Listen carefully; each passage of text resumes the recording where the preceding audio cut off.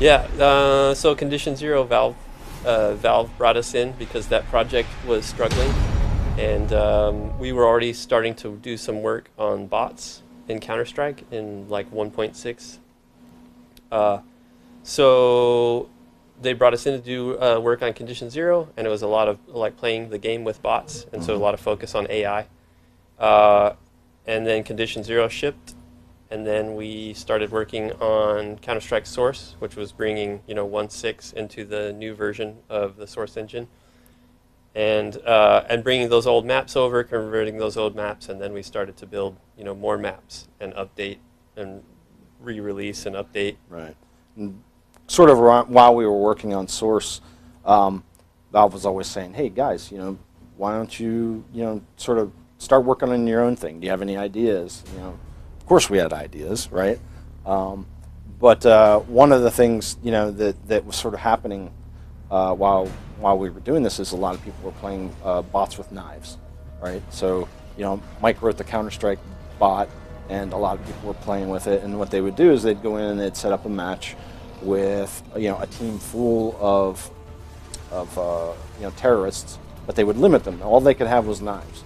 Right, and then it would be like 1, 2, just a couple guys on the counter-terrorist side, and they could have whatever they wanted, right, full guns, and it was basically just survive, right, and so you'd have this little horde of terrorists with knives coming at you, and I remember looking at that and us thinking, hey, that's kind of like zombies, right, and I think that probably is what really sparked the idea for Left 4 Dead. And so Chris went in and he took a Counter-Strike map and sort of spookified it, and made it look kind of dark and creepy, and then we took the terrorist skins and turned them into zombies, and then just sort of started iterating from there. Added more terrorists so that we could have bigger hordes, and then made it so they could respawn. And yeah. So eventually all that stuff rolled in, like it just kept going, and that's kind of where Left 4 Dead came from. Yep. ¿Qué animal ha hecho esto? Parece que los que tenemos que matar. Evolve was a really old idea that we'd been talking about for a long time. Before Left 4 Dead. Yeah, since before Left 4 Dead, as friends. And obviously in Left 4 Dead we got to play around with co-op. We got to do some really cool stuff with AI. We got to do some procedural stuff, and so all those ideas kind of funneled back into Evolve and updated, the game design so that we were on the hunter side. It was co-op, but at a higher level, than Left 4 Dead had. Right. And then we got experience with this asymmetry and being the monster. So. We also pulled from movies like it's very easy to look at things like the Predator movie like Predator and want to sort of have a game that was that experience. Right. These Arnold Schwarzenegger, he's not a survivor like in Left 4 Dead. He's not a victim. He's a guy who's going out and hunting for Predator, trying to find that. And so that's what we wanted, a group of hunters that were geared up, that had all this cool gadgetry and stuff like that. They started out badass. Yeah. So they're going out, they have harpoon guns, and they're going out and they want to find this monster and stop him. But this monster is really, really strong and can get, bigger, more powerful over time. So, that's kind of where it all started. Este es el mejor equipo de cazadores de la historia. Nos han contratado para proteger la colonia más valiosa de la frontera. Al menos lo era, hasta que aparecieron los bichos. I mean, that's the reason we didn't make it initially, was just because we didn't feel like there was, we really wanted that Predator experience, right? Big open spaces. Where there was big open spaces, like, dense rainforests, that sort of thing. Large play spaces where you didn't know, you had to hunt, you had to track, you needed a space to do that, and we wanted it to look very convincing and real lifelike, and back then, when Left 4 Dead came out, a lot of games were very boxy, then, and so it really just didn't feel like we had the tech, and it wasn't until the later iterations of the CryEngine, and then really the next gen platforms, which these new systems, Xbox One, PS4, and the newer cards and stuff on the PCs, where now we can build all of that stuff and have it look lifelike and branches move and sort of do justice to the original vision. Yeah. Son grandes, aumentan de tamaño y se acaban de merendar medio planeta.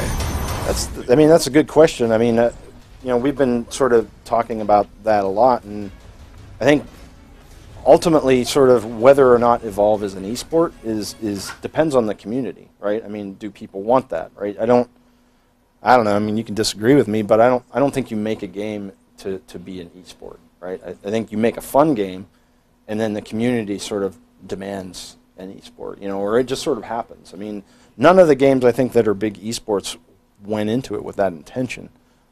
They all sort of just worked their way up to that because the fans and the community wanted it. We do know the game is super entertaining to watch. Yeah. During the big alpha, it was one of the biggest games on Twitch to spectate. So there's something about that. I think it's an easy game to understand. You can look at the game and you can see these 4 tiny hunters fighting against this one big monster, and everybody gets it. And everybody either roots for a hunter because they feel like they're too small, or they root for the monster because they feel like the monster is outgunned and outnumbered. And so everybody sort of picks a side and roots for that side, and so it's fun to watch. So that's certainly something. And now today with like Twitch and YouTube and all the streaming and stuff, like anybody can put these videos up online. That we'll have to. We're trying to play it by ear and see how it goes. And once the game is released, we have a live team that continues to work on the game. And so we'll be looking for like ways to update in order to get the most out of it. Yeah, it's certainly one of those things that if the community really wants it, then we're down to support it. It won't be in the final game, but I'm not going to promise anything because you never know. But I would say there's a very good chance of spectator mode being in in an update. El problema ya no son los animales. Se trata de una evacuación a gran escala. Preparaos. Allá vamos.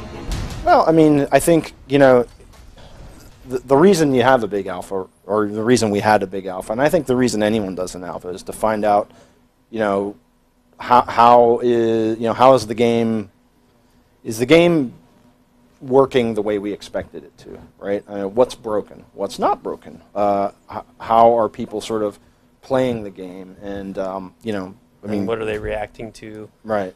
Yeah, I mean, some of the things that we found were the progression system, unlocking a new character. A lot of people felt like took too long, and some of the goals that you had to do to unlock a character were too hard to accomplish or too arbitrary. So we revised all that stuff.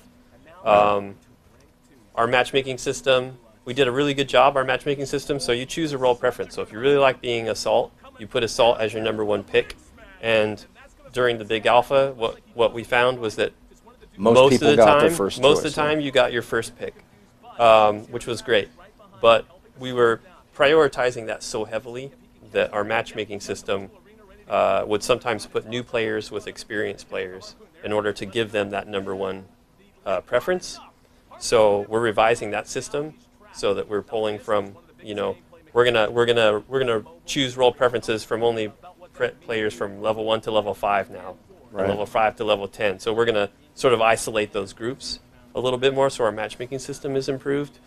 So it's a lot of observing the game and adjusting things. It's very easy to go in and change numbers and have big effects on the game. So I mean, at the end of the day, there was a lot of things that didn't go right in the big alpha, but those things improved the game. Right. For the beta. And that's the thing, that we take out of it is, look, we would much rather, if there are going to be problems, the alpha is when we want them to happen, right? Because that's, sometimes, I wonder how games make it out successfully without doing that stuff, right? Because there's just so much that can happen that you can't predict.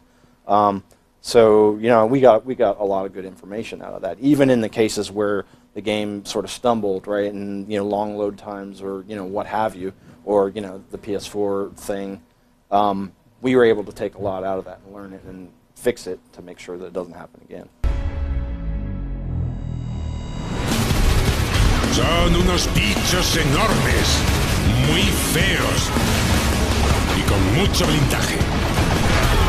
No, I didn't hear any. Did you? Not too much. I mean, sometimes it's a preference.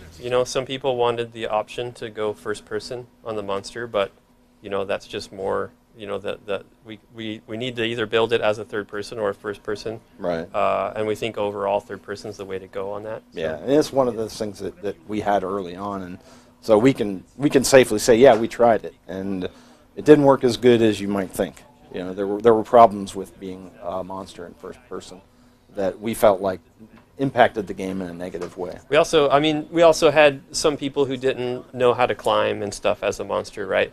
And that's kind of it was a big ask for us to just say, here's the game in alpha, jump into multiplayer.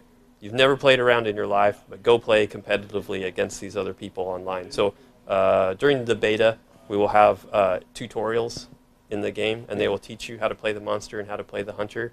And we think that will be a lot better experience for people in the future. Right.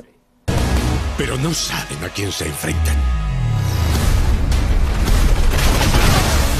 Because the monster is really built to fight hunters. All of his abilities, all the things that he can do, are made to fight people.